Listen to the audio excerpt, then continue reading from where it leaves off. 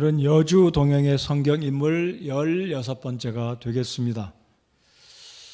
성경 인물을 많이 살펴본 것 같은데 16명이 되니까 그렇게 많지는 않은 것 같아요. 앞으로 제가 얼마만큼의 더 인물들을 살펴볼지 모르지만 계속해서 여주 동행의 본이 되는 성경의 인물을 통해서 오늘 이 시대를 살아가는 저와 여러분에게 큰 교훈과 감동이 되는 말씀, 복된 도전이 되시기를 바랍니다. 오늘은 침례자 요한, 성경에 보면 이 요한이라는 인물이 신약 성경에는 5명에서 6명가량이 됩니다. 그래서 오늘은 예수님의 신약의 예수님의 초림에 앞서서 예수님의 오심을 예비했고 우리 주님을 증거했던 침례자 요한에 대해서 말씀을 살펴보겠습니다. 이 요한은 영어 이름으로 존이라고 하죠. 존, 또 어떤 영국식 발음으로는 발음을 해서 존이라고도 하는데요. 이 요한의 헬라어 발음으로는 이오안네스가 됩니다. 이오안네스. 이 히브리 이름으로는 요하난 또는 예호아난이 되겠습니다. 그 뜻은 하나님은 은혜롭다, 여호와는 은혜롭다라는 뜻이 되겠습니다. 미국 사람들이나 영국 또는 영어를 모국어로 쓰는 사람들 가운데 크리스찬들은 요한의 이름을 많이 쓰는 경우를 보게 되는데 여호와는 은혜롭다. 그래서 오늘 침례 요한의 뜻도 사도 요한과 같은 요한으로 하나님 여호와는 은혜롭다라는 의미로 이제 요한을 살펴보겠습니다. 먼저 5절부터 9절까지 보시면 이 침례 요한의 가족 배경, 혈통이 어떠한 집안에서 탄생했는지 기록해 주고 있습니다. 이 요한은 레위 지파 제사장이 태어나는 이 아론의 후손으로 5절에 보시면 이 요한의 아버지 사가랴와 그의 어머니 엘리사벳 두 사람 모두 다 레위 지파 아론의 후손이었습니다. 독특한 하나님의 제사장의 집안의 가문으로 어찌 보면 어려서부터 이 믿음의 가정, 믿음의 부모의 가정에서 태어난 요한이다라는 것을 볼 수 있습니다. 그래서 5절을 다시 한번 보시면 유대왕 헤롯 시대의 아비야 계열의, 그러니까 이 아론의 후손 가운데 후손들의 그 계열이 여러 개 계열이 있는데 아비야 계열, 아론의 후손 가운데 아비야 계열이다 이거죠. 아마 여러분의 성씨도 김씨, 이씨, 박씨 뭐 이렇게 하면 그 조상들의 몇 대손 누구의 무슨 파라고 그러잖아요. 그래서 이 아론의 후손 가운데 아비야 계열의 사가랴라는 이름의 제사장이 있었는데 이제 이 요한의 아버지가 사가랴다라는 것이죠. 그래서 이 요한의 배경은 상당히 그래도 제사장 가문에서 믿음의 가정, 하나님을 경외하는 가정에서 이 침례자 요한이 태어났다라는 것을 볼 수 있습니다. 자, 그러면 이 요한이 어떻게 태어났습니까? 기적적으로 하나님께서 초자연적인 능력으로 요한을 탄생시켜 주셨다라고 볼 수 있습니다. 여러분 성경에 보면 예수님도 그러하시죠.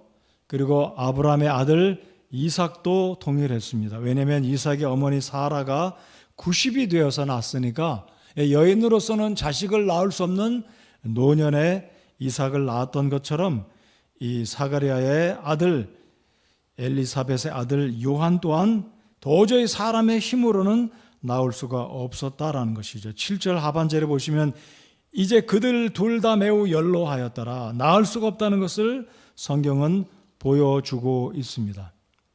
마지막 절 25절 한 장을 넘겨서 또 한번 보실까요? 이 제사장 가문의 사가랴 집안에 손이 끊겼습니다. 그러니까 이 사가랴나 엘리사벳은 자식이 없었고 특별히 아들이 없으니까 제사장 가문의 제사장이 대를 잇지 못하니까 25절에 보면 치욕스럽게 생각하고 있었다라는 거예요. 자, 그런데 엘리사벳이 아이를 낳고 치욕이 다 지나갔다. 하나님께서 나를 이렇게 대우해 주셨다. 여러분, 이 사라가 이삭을 낳고 웃음이다라고 이름을 짓지 않습니까? 웃음. 그렇게 기뻤다는 뜻이죠. 그래서 이 엘리사벳 또한 수치스럽게 생각했었지만 이제 하나님의 초자연적인 능력으로 축복하심 가운데 요한을 낳고 보니 하나님께서 자신의 수치를 덮어주셨다라는 기쁨의 표현을 이렇게 하고 있습니다. 그러니까 이 침례자 요한은 하나님의 기적으로 탄생한 특별한 하나님의 일꾼이다라는 것입니다. 자, 그래서 7절에도 이 엘리사벳 부부가 매우 연로하였다라고 이야기하고 있고요. 그리고 이제 8절부터 19절까지는 이 요한이 기적적으로 초자연적으로 하나님의 특별하신 뜻 가운데, 하나님의 섭리 가운데 탄생한 인물이 바로 요한이다라는 것입니다. 13절을 한번 보시겠습니다. 천사가 나타나서 사가랴에게 이 아기가 태어날 것을 이야기해 주지 않습니까? 천사가 그에게 이르되 사가랴야 두려워하지 말라, 주께서 내 기도를 들으셨느니라. 자, 13절 상반절을 보면 사가랴가 나이가 많이 들었지만 기도하기를 포기하지 않았다라는 것을 알 수 있습니까? 여전히 기도하고 있다는 것을 볼 수 있지 않습니까? 자, 그래서 천사가 나타나서 내 기도를 하나님이 들으셨다. 그런데 정작 기도는 해놓고 이 사가랴가 천사의 말을 의심하고 불신합니다. 이런 모순이 또 어디 있겠습니까? 오늘 제가 이 말씀을 묵상하는데 아마 저와 여러분들은 우리 자신들을 돌아보면서 하나님께 기도는 하는데 정작 하나님이 그 기도를 응답해 주시겠다고 하니까 자신이 기도해놓고도 의심하고 불신하고 있지는 않는지 여러분들 자신을 한번 돌아보시기 바랍니다. 자, 우리 18절 한번 보시겠습니다. 18절 읽은 구절이지만 다 같이 읽어보겠습니다. 18절은 짝수 구절이니까 우리 자매님들이 읽었던 구절이죠. 우리 다 같이 18절 읽어보겠습니다. 시작.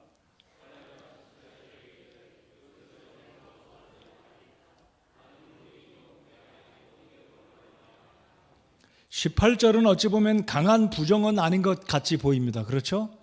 천사에게 이르기를 내가 무엇으로 내 아내가 아이를 가진 줄을 알겠습니까? 이성적인 이야기입니다. 과학적인 이야기죠.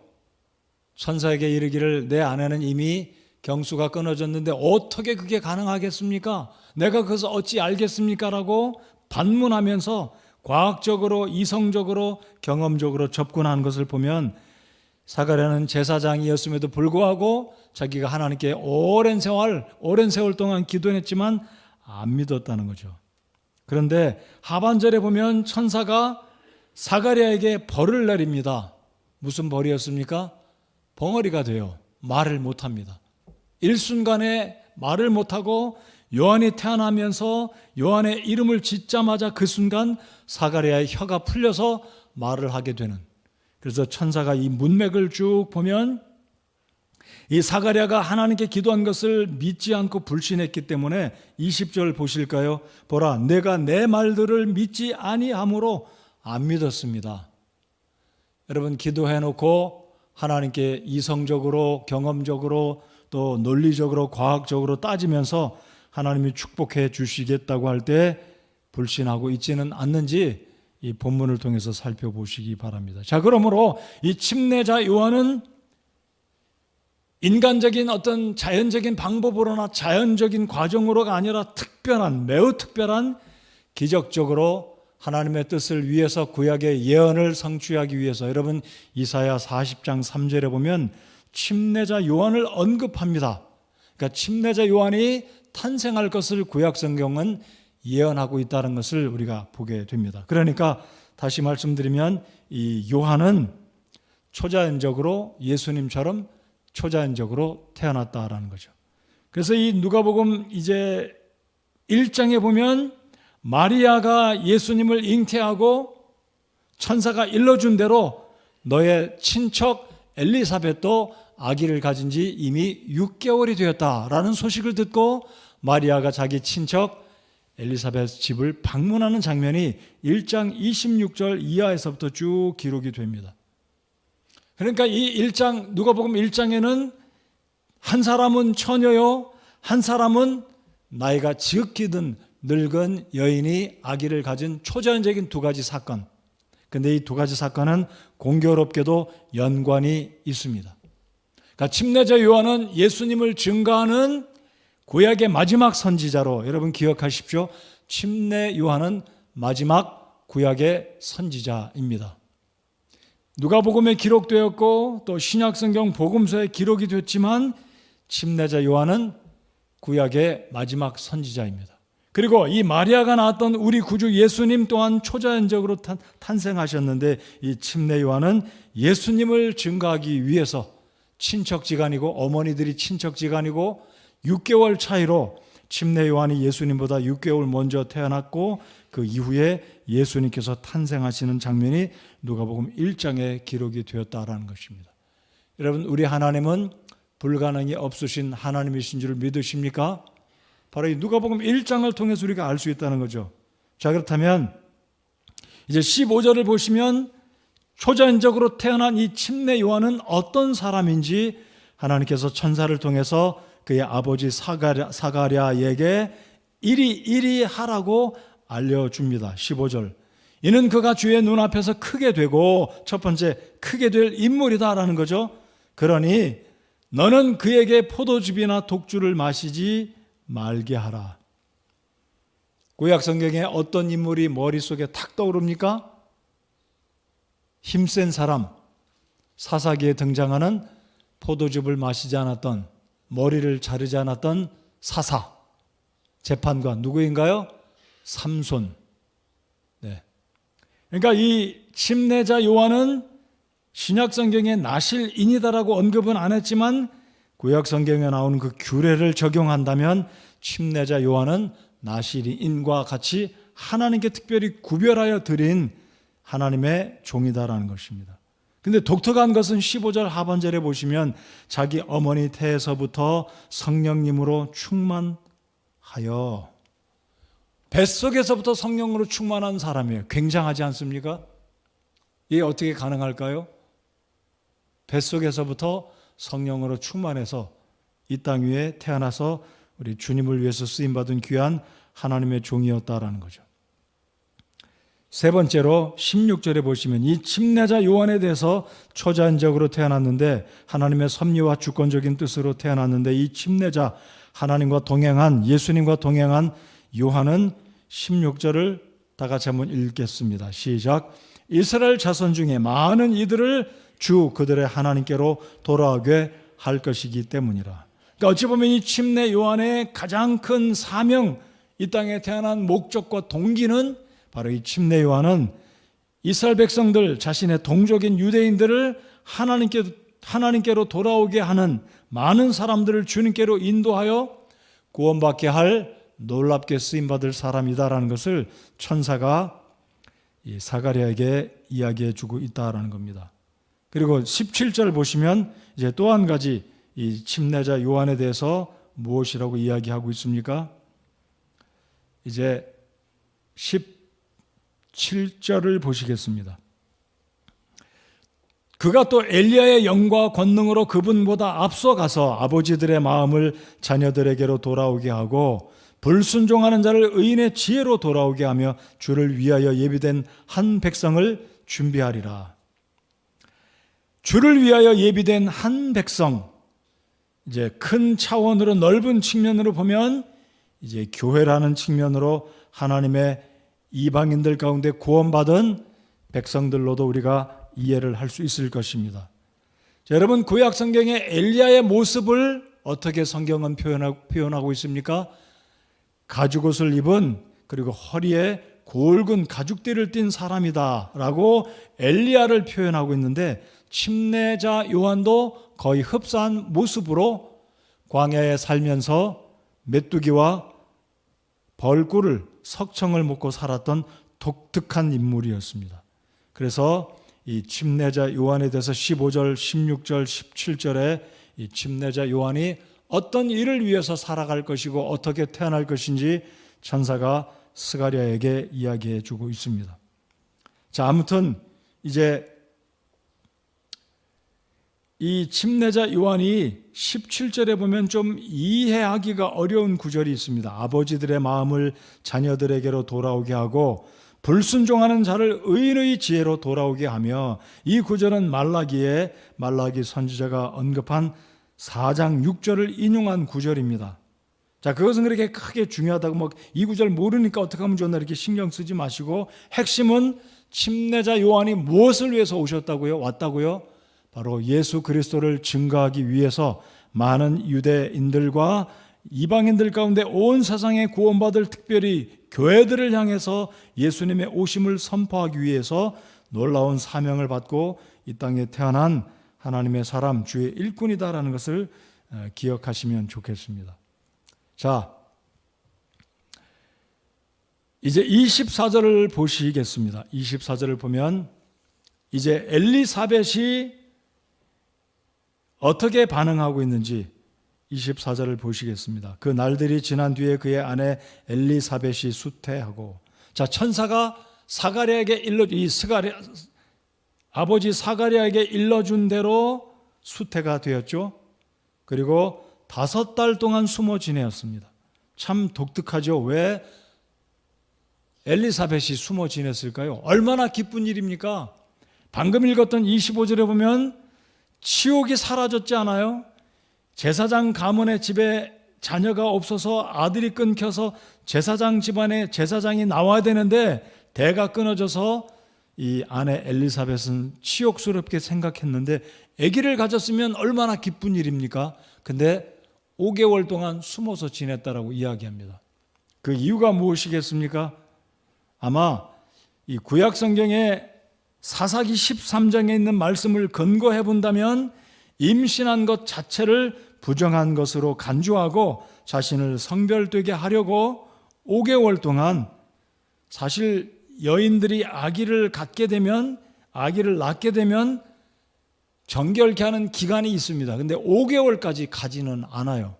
자, 아무튼 이 엘리사벳이 5개월 동안 숨어 지냈다라는 의미는 자신을 성별하려는 측면으로 볼 수도 있겠고요.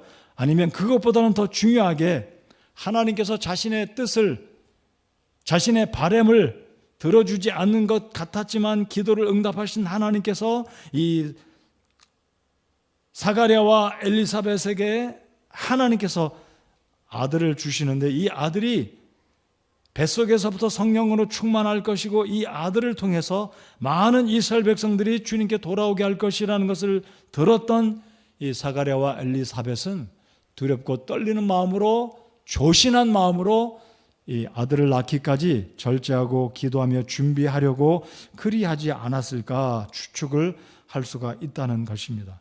그래서 이 엘리사벳이 그렇게 5개월 동안 숨어 지내는 이 과정은 인간적인 측면으로는 우리가 좀 이해가 잘 안 되고 비정상적이다라고 볼 수 있겠지만, 그만큼 두려운 마음으로 하나님의 뜻을 이루려는 간절한 기대하는 마음, 또 조심히 하나님이 주신 이 생명을 잘 키워서 하나님의 뜻을 이루어 드리려는 그런 성의, 그런 믿음이다라고 우리가 볼 수가 있을 것입니다.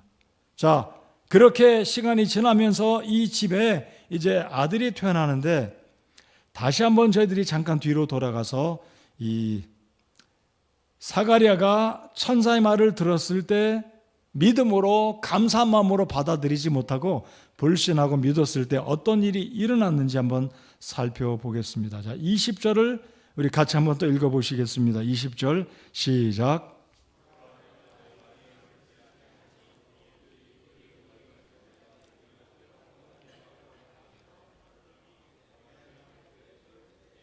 그것들의 때에 성취되리라 하더라. 자, 여러분, 이 말씀을 읽고 어떤 생각이 드셨습니까? 하나님이 하시고자 하는 일들은 사람들이 의심하고 불신한다 할지라도 여전히 하나님의 뜻과 하나님의 계획은 때가 되면 어떻게 된다는 것을 우리가 알아야 한다는 것인가요? 하나님 뜻은 성취된다는 거예요. 자, 사가랴가 믿지 않았습니다. 의심했습니다. 그런데 천사가 사가랴에게 말하기를 내 말들은 그것들의 때에 성취되리라 하더라. 여러분, 20절은 간접적으로 천사가 전한 것이지만 이 천사의 말은 누구의 뜻이고 누구의 계획입니까? 하나님의 뜻입니다. 천사는 단지 자신의 뜻과 계획을 전한 것이 아니라 하나님의 뜻과 계획을 전달했을 뿐이다라는 거죠. 자, 그런데 이제 이 성전 안에서 분향하던 사가랴가 나오는 게 늦어지니까 아마 이 분향하는 시간은 10분 안팎? 여러분, 이 제단에 불을 붙이러 들어갔으니까 여러분, 사가랴가 어떤 아론의 지파의 아론의 후손 가운데 어떤 계열이라고요? 아비야 계열. 그런데 이 아비야 계열, 이 아론의 후손들이 제사장들이 여러 계열이 있었는데 그 순서가 되면 아비야 계열의 이 사가랴가 분향하러 들어가는 것입니다. 이 분향의 직무, 이 순서가 지나면 그 다음엔 또 다른 계열의 아론의 후손이 들어가서 불을 붙이고 성전의 직무를 감당하는데 이 사가랴가 들어간 지 나올 때가 됐는데 안 나오니까 성전 바깥에 있는 사람들이 이상하다 생각하는 거였습니다. 자, 왜 그랬습니까? 천사와 이 사가랴의 대화가 있었고 사가랴가 불신하니까 천사가 계속해서 이야기를 하기 때문에 더 시간이 늦어진 것이죠. 자, 아무튼 사가랴가 오래 머물고 나왔습니다. 22절. 근데 사가랴가 들어갈 때하고 나올 때가 다른 거예요. 나올 때는 아무 말도 못하고 쉽게 말하면 바디랭귀지로 이상하게 막 하는 거예요. 아무 말도 못하는 겁니다. 이유가 무엇이라고요? 천사의 징계를 받은 겁니다. 기도는 열심히 해놓고 정작 하나님께서 천사를 통해 기도의 응답을 들려주니까 사가랴가 그만 의심하고 불신한 겁니다. 그 벌로 말을 못한 거예요. 자, 몇 개월 동안 그런 말을 못했을까요? 10개월이겠죠, 10개월. 그렇죠? 잉태했다. 그리고 요한이 태어날 때까지 말을 못했습니다. 여러분, 사람이 정상적인 사람이 말 못하고 이렇게 막 하고 손으로 막 하고 발짓하고 글씨 쓰고 얼마나 불편하겠습니까? 자, 근데 신기한 거는 천사가 이르기를 13절에 너는 그의 이름을 요한이라 하라. 근데 전통에 의하면 이 사가랴 반열의 이 아론의 집안에는 요한이라고 이름한 적이 한 번도 없는 거예요. 자, 드디어 때가 돼서 이 사가랴의 집안에 아들이 태어납니다. 엘리사가 이제 이 엘리사벳이 출산을 했어요. 근데 이름을 지으려고 하는데 누구의 이름으로 지으려고 하냐면 사가랴. 그러니까 사가랴 2세죠. 아버지도 사가랴, 아들도 사가랴. 근데 이 사가랴가 안 된다고 막 몸짓발짓 다 하는 거예요. 그리고 엘리사벳도 뭐라고 이야기합니까? 안 된다. 요한이라고 이름을 지어라라는 거예요. 자, 우리 몇 절을 볼까요? 22절을 보시겠습니다. 그가 나와서 그들에게 말을 하지 못하며 그들이 그가 성전 안에서 환상을 본 줄 알았으니 이는 그가 그들에게 손짓을 하며 말을 하지 못한 채 있었기 때문이더라. 23절, 24절, 자, 23절 다 같이 읽겠습니다. 시작.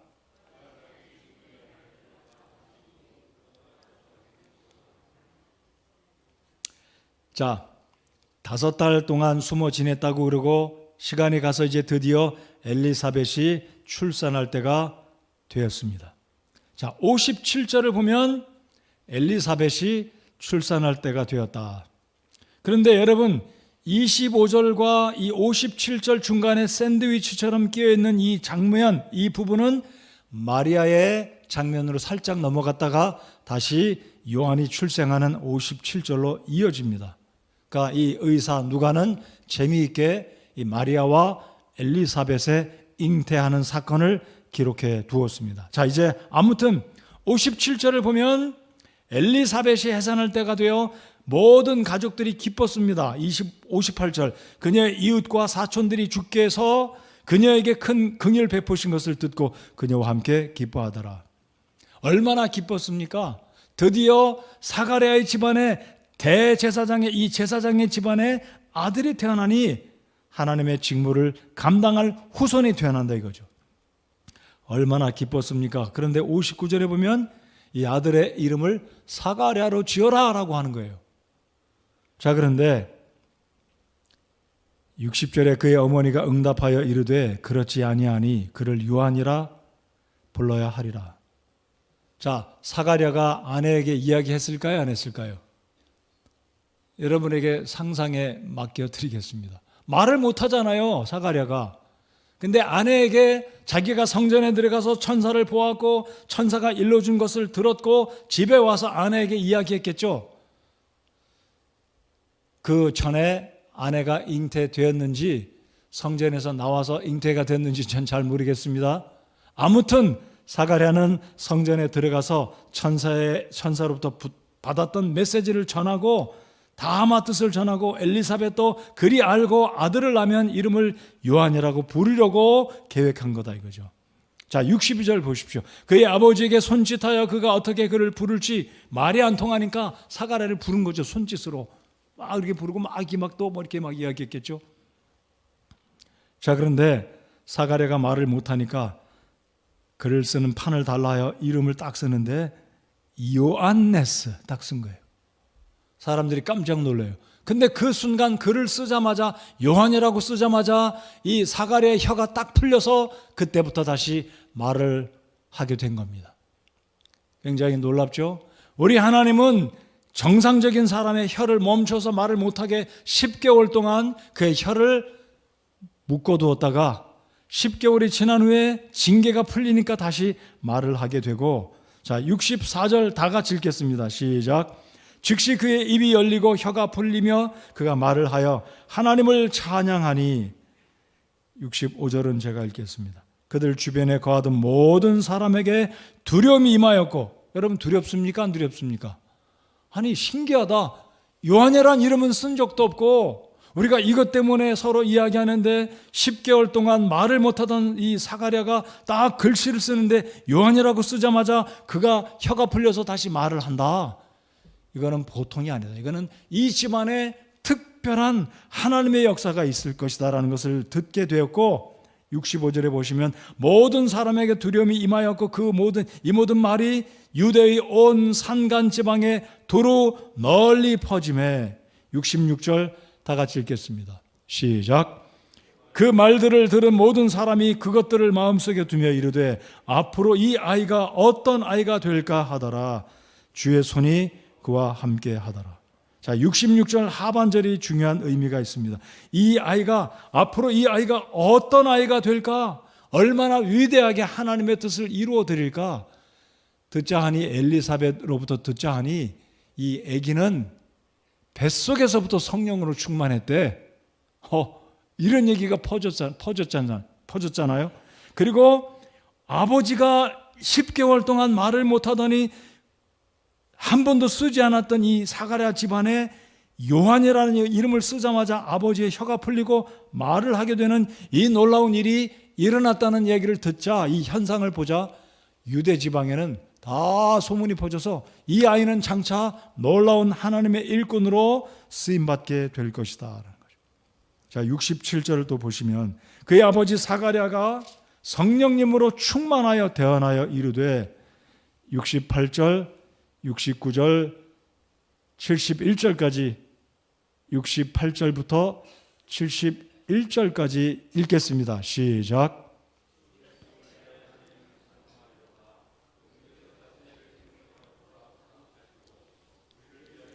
구원의 뿔을 자신의 종 다윗의 집에 일으키셨으니 이것은 세상이 시작된 이래로 존재하던 자신의 거룩한 대언자들의 입을 통해 그분께서 말씀하신 바와 같이 우리 원수들과 우리를 미워하는 모든 자들이 손에서 우리를 구원하려 하심이요, 메시아의 오심을 이제 선포하고 메시아가 오시면 복음을 증거할 이 놀라운 하나님의 종을 드디어 하나님이 탄생하게 하셨고, 이 기쁜 소식을 이 유대인 모든 지역의 유대 지방에 모두 전달하게 하는 하나님의 놀라운 역사를 이 사가랴가 보고 경험하고 알게 되면서 하나님께 찬양을 올려드렸습니다. 자, 어쨌든 이 사가랴가 천사의 소식을 들었을 때는 불신했고 의심했던 이 사가랴가 10개월 동안 말을 못하고 드디어 하나님이 주신 아들이 탄생하자 그의 이름을 요한이라고 썼을 때 혀가 풀리게 되자 이 하나님의 위대하신 능력, 하나님의 예언의 말씀이 얼마나 정확한지 이 사가랴가 알게 되면서 자신의 아들이 이제 하나님의 역사를 예수 그리스도의 오심을 증거하는 그 일에 쓰임받는다는 것을 알게 되자 하나님을 찬양하고 자신의 아들이 예수 그리스도를 증거하고 이 유대인들에게 자신의 동족들에게 예수 그리스도를 증거함으로 많은 사람들이 구원받게 된다는 것을 알게 될 때 이 사가랴가 얼마나 기뻤는지 우리 주님께 영광을 올려드리는 모습을 보게 된다라는 것입니다.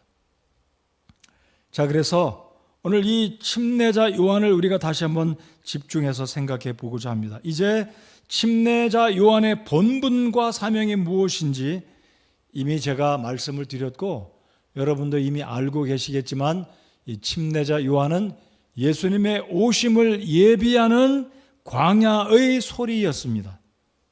자, 침례자 요한은 신약의 선지자가 아니라 구약의 마지막 선지자였다라고 말씀을 드렸습니다.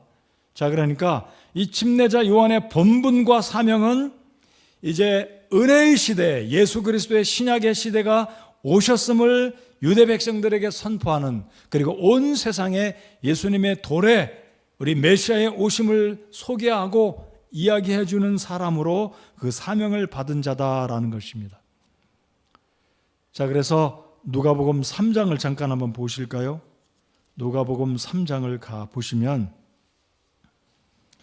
3장 2절에 이제 이 침례자 요한이 어떤 일을 하는지 이야기하고 있습니다. 2절에 보시면 안나스와 가야바가 대제사장으로 있을 때 이 두 사람은 사위와 장인 관계입니다. 하나님의 말씀이 광야에서 사가랴의 아들 요한에게 임하니라. 드디어 하나님의 말씀이 복중에 있을 때부터 성령으로 충만했던 이 침례자 요한에게 성령이 임재하시고 강력하게 역사하셔서 드디어 침례자 요한에게 메시지가 임해서 침례자 요한이 이제 광야에서 유대인들을 향해서 외치는 소리가 드디어 있게 됐다는 거죠. 자, 4절 다 같이 읽어보겠습니다. 4절 시작. 이것은 곧 대언자 이사야의 말씀들의 책에 기록된 바와 같으니라.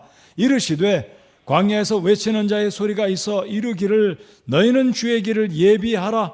그분의 행로들을 곧게 하라. 5절 모든 골짜기가 메워지며 모든 산과 작은 산이 낮아지고 구부러진 곳이 곧게 되며 험한 길들이 평탄하게 될 것이요 모든 육체가 하나님의 구원을 보리라 하였느니라. 이 침례자 요한이 드디어 구약성경에 예언한 이사야의 말씀을 다시 읽으면서 이릅니다. 예수님이 오신다. 이 복음이 이제는 숨김없이 골짜기가 메꾸어지고 모든 산과 작은 산이 낮아지고 구부러진 곳이 곧게 되며 험한 길들이 평탄하게 될 것이요. 즉 이 복음이 구약시대는 숨겨졌고 비밀로 덮여져 있었지만 이제 예수님이 오시면 직접 복음을 증거해 주실 것이다. 예수님이 오신다라는 이야기를 이제 침례자 요한이 예수님을 소개하고 있다라는 거예요. 그리고 7절에 가시면 드디어 예수님이 짠 하고 무대에 등장하십니다. 예수님이 드디어 나사렛에서의 사생활을 끝마치고 집을 떠나 공적인 공생의 복음을 증거하는 사역을 시작하시면서 유대인들 대중 앞에 요단강에 딱 예수님이 등장하시자 이제 침례 요한이 예수님을 소개하는 장면이 이제 3장에 드디어 나타나게 된다. 그래서 마태복음 3장과 누가복음 3장은 기억하기도 쉬워요. 이 장면을 여러분 찾아 읽기 원하시면 마태복음 3장, 누가복음 3장을 찾아서 읽으시면 우리 예수님이 드디어 침례를 받으시는 장면이 이 누가복음 3장 21절에서 기록이 되어 있습니다. 자, 그래서 침례자 요한의 가장 중요한 그의 사명과 본분은 무엇이라고요? 구약에 예수 그리스도가 오실 것을 구약의 수많은 예언들을 이제 드디어 성취하시고자 예수님이 오셨음을 소개하는, 그리고 예수님이 유대 군중의 그 요단강에 등장하셨을 때, 나타나셨을 때 침례자 요한이 뭐라고 소개합니까? 보라, 세상 죄를 지고 가는 하나님의 어린 양이시다라고 소개를 하는 장면이 드디어 마지막 구약의 선지자 침례자 요한에 의해서 예수님이 공식적으로 유대인들 사회에 소개가 되었다라는 것입니다. 자, 그래서 요한복음 1장 7절 8절에도 이렇게 기록되어 있습니다. 바로 그가 증언하러 왔으니, 사도 요한은 침례자 요한을 이야기합니다. 그러니까 요한복음 1장 7절 8절은, 자, 우리 스크린 같이 읽어보겠습니다. 시작. 바로 그가 증언하러 왔으니, 이것은 그 빛에 대해 증언하여 모든 사람이 자기를 통해 믿게 하려 함이라. 그는 그 빛이 아니요 그 빛에 대해 증언하도록 보내어진 자더라.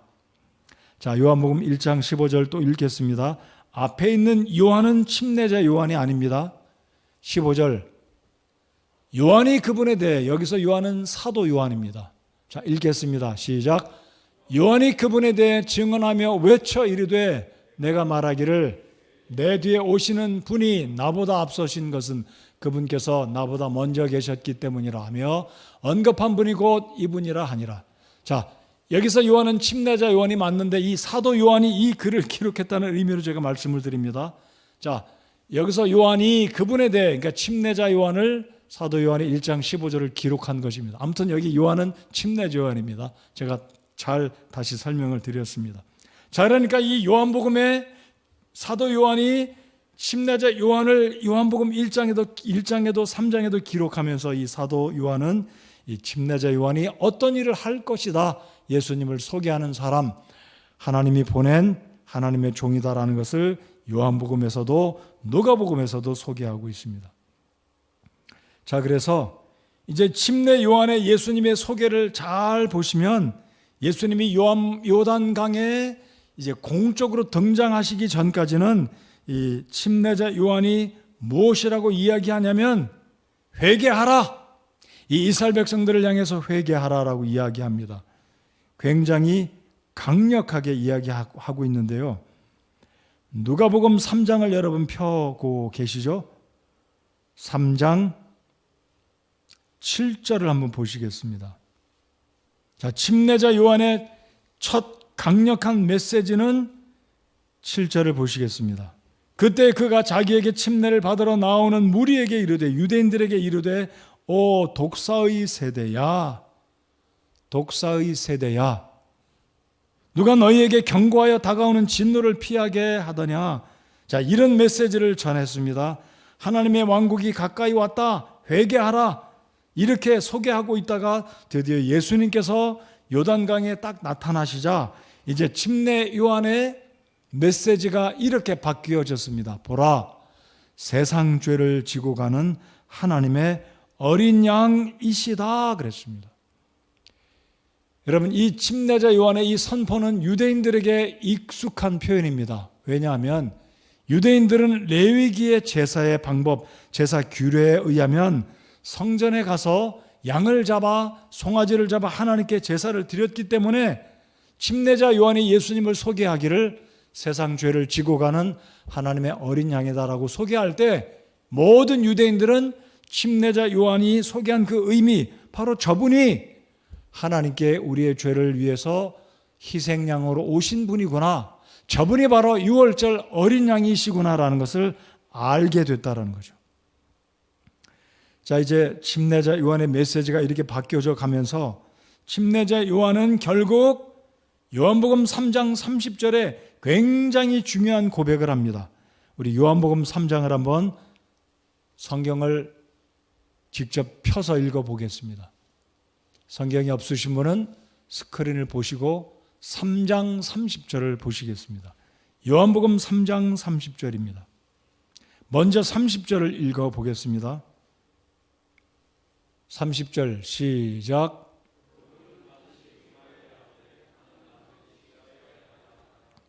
그분은 반드시 흥하여야 하되 나는 반드시 쇠하여야 하리라 하니라. 여러분, 침례자 요한이 자신을 드높이지 않았습니다.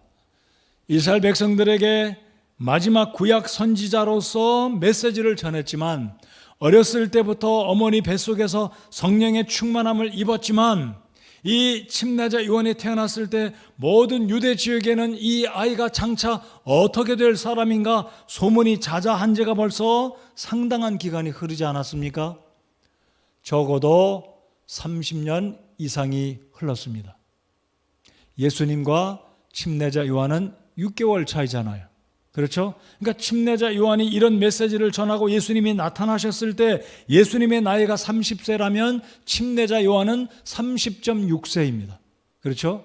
그러니까 이 침례자 요한에 대해서 이스라엘 백성들은 굉장히 많이 소식을 들었는데, 침례자 요한이 뭐라고 이야기합니까?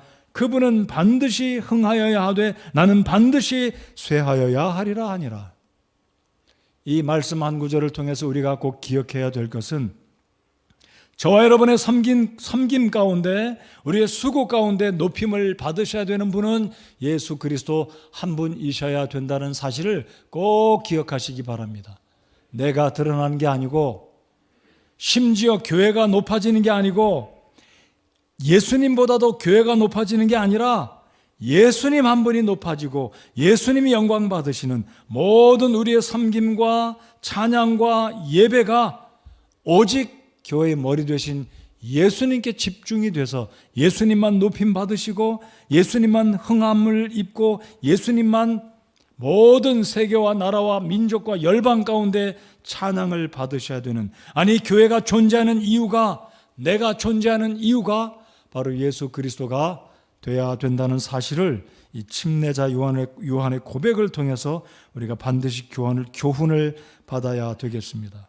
바로 이것이 여주 동행한 인물 침례자 요한의 믿음이었고 신앙이었고 그의 섬김의 철학이었다, 그의 섬김의 원리였다라는 것을 오늘 이 저녁에 꼭 기억하시기 바랍니다. 내가 아니라 누구라고요? 주님이십니다. 교회보다도 주님이 드러나는 우리의 섬김과 우리의 섬김의 동기와 목적이 되어야 하겠습니다. 자, 28절부터 29절까지 제가 읽어보겠습니다. 여러분 눈으로 보시기 바랍니다. 너희 자신이 나에 대해 증언하되 곧 내가 이르기를 나는 그리스도가 아니요 그분 앞에 보내어진 자라 한 것을 증언하느니라. 중요한 구절이 이 구절입니다. 신부를 얻는 자는 신랑이나 서서 그의 말을 듣는 신랑의 친구가 신랑의 음성으로 인하여 크게 기뻐하나니 그런즉 나의 이 기쁨이 성취되었노라. 자, 여기서 신랑과 신랑의 친구와 그리고 신부 세 종류의 신분이 언급됩니다. 여기서 신랑은 누구이겠습니까? 예수 그리스도입니다. 신부는 누구이겠습니까? 교회입니다. 저와 여러분 구원받은 장차 이 침례자 요한이 선포하는 예수 그리스도의 오심, 예수 그리스도의 복음을 증거하는 그 사역의 결과로 예수님의 죽으심으로 예수님의 십자가의 구속으로 말미암아 땅에 있는 많은 사람들이 구원받게 되면 바로 그 그룹들이 예수님의 신부다라는 거죠.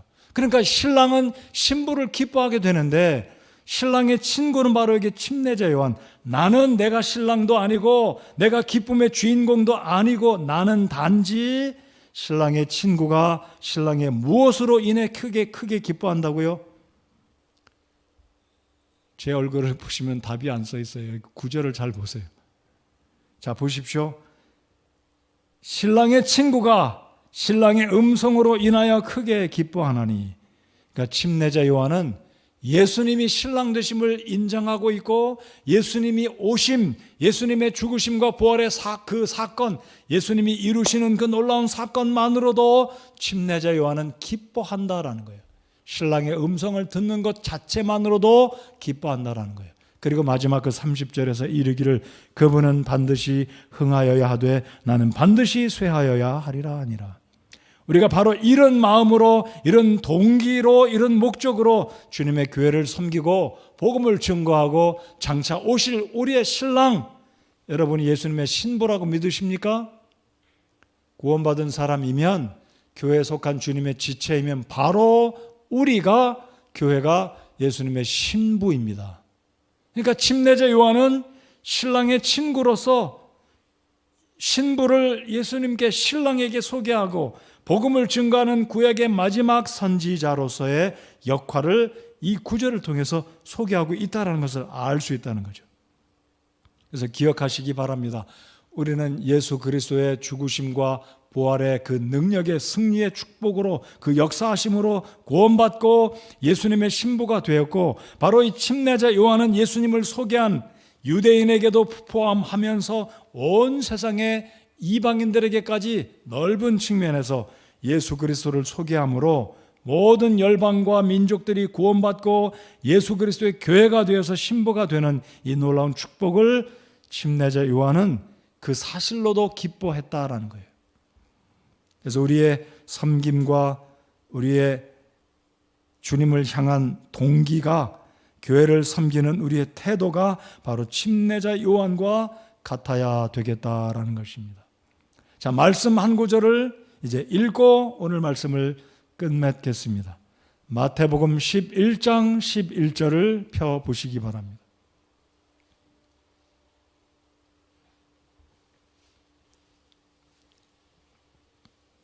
알쏭달쏭한 구절이죠. 자, 마태복음 11장 11절을 다 같이 읽겠습니다. 시작. 진실로 내가 너희에게 이르노니 여자에게서 태어난 자들 가운데 침례자 요한보다 더 큰 자가 일어나지 아니하였도다. 그럼에도 불구하고 하늘의 왕국에서 가장 작은 자가 그보다 더 크니라. 쉽지 않죠? 이해하기 쉽지 않죠? 자, 그러면 엘리사벳, 이 침례 요한의 어머니가 엘리사벳이지 않습니까? 진실로 내가 너희에게 이르노니 여자에게서 태어난 자들 가운데 요한보다 더 큰 자가 일어나지 아니했다. 이게 무슨 뜻일까요? 이해하기 쉽지 않죠? 왜 그러면 침례 요한은 여자의 몸에서 태어난 수많은 사람들보다 가장 존귀하다, 큰 자다라고 성경 마태복음 11장 11절은 이야기하고 있는 것일까요? 자, 구약 성경의 엘리야, 모세, 구약 성경의 예레미야, 다니엘, 다윗, 굉장한 선지자들이었고 하나님의 종들이었습니다. 이 의미는 비교해서 침례자 요한이 구약시대 마지막 선지자이기 때문에 최고 큰 자다라는 뜻이 아닙니다. 이 의미는 침례자 요한은 드디어 구약 성경에 예시하고 예언하고 구약 선지자들, 구약시대 선지자들이 먼 과거로부터 예수님이 오실 그 시대를 바라보고 기다렸는데 그들은 예수님이 직접 몸을 입고 탄생하신 것을 보지 못하고 죽었기 때문에 침례자 요한은 그들보다 큰 특권을 가지고 다가오는 신약시대를 열면서 복음을 증거하고 예수님을 소개한 인물로 쓰임받았기 때문에 여자들 가운데, 태어난 자들 가운데 침례자 요한이 가장 큰 자다라고 이야기한 것입니다. 이해가 되셨습니까? 자, 그러니까 침례자 요한은 복음을 전하고 예수님을 소개하고 신약시대를 열어서 교회들에게, 유대인들에게 소개한 막중한 마지막의 특권을 잊고 태어난 사람이기 때문에 이런 말씀으로 마태복음 11장 11절이 이야기하고 있다라는 거예요. 모세가, 엘리야가 더 위대할 수 있어요. 그렇지만 이런 측면에서는 모세도 예수님을 본 적이 없어요. 엘리야도 본 적이 없습니다. 아무도 본 적이 없어요. 말라기 선지자가 끝으로 400년이 지났습니다. 그러니까 다 죽었죠. 그러니까 침례자 요한만큼은 예수님을 보았어요. 6개월 전에 태어나서 같이 자라면서 친족으로, 그리고 드디어 예수님이 이 땅에 오셔서 요단강에 딱 서신 것을 보고 저분이 바로 하나님의 보내주신 우리의 메시아, 하나님의 어린 양이라는 소개를 할 수 있는 특권이 침례자 요한에게 주어졌기 때문에 여자가 낳은 자들 가운데 가장 큰 자다라고 마태복음 11장 11절이 이야기했다는 거죠. 그럼 마지막 끝구절을 설명을 드리고 오늘 말씀을 끝맺고자 합니다. 그런데 천국에서는 가장 작은 자가 그보다 더 크다. 또 이해가 또 안 가잖아요. 자, 이 의미는 이미 천국에 들어간 어린 아이들은 다시는 죄 짓지 않는 몸, 이 세상에서 고난과 슬픔과 아픔을 겪지 않고 천국에서 이미 영광스러운 몸, 영화의 몸을 입고 있기 때문에, 주님과 함께 있기 때문에 침례자 요한보다 더 크다라고 설명하고 있다라는 거예요. 이렇게 11장 11절 이 구절이 사실 좀 이해하기가 쉽지 않은 구절인데, 오늘 이 저녁에 이 말씀을 분명하게 명확하게 이해하셨기 바랍니다. 자, 이제 오늘 설교의 결론입니다. 오늘 누가복음 이제 3장에서 1장에서 우리가 보았던 이 침례자 요한은 각별했습니다. 하나님의 초자연적인 섭리로 탄생했습니다.